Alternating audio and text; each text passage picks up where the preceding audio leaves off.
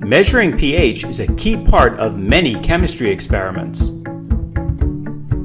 The Einstein pH sensor has two parts: the sensor and the electrode.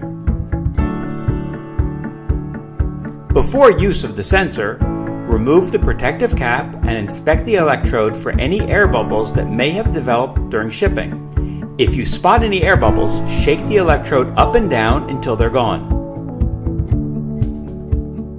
To use the pH sensor, first attach the electrode to the sensor. Then attach one end of the cable to the sensor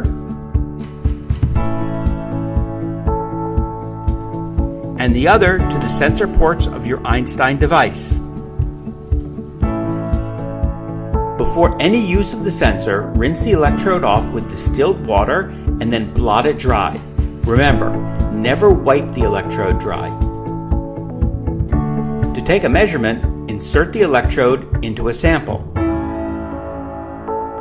Then select Run.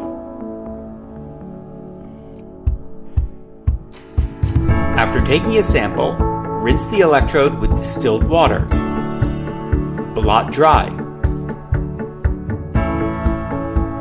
Always store the electrode in its protective cap.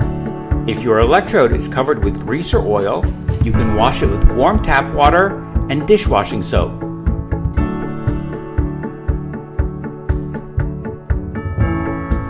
Then rinse with distilled water.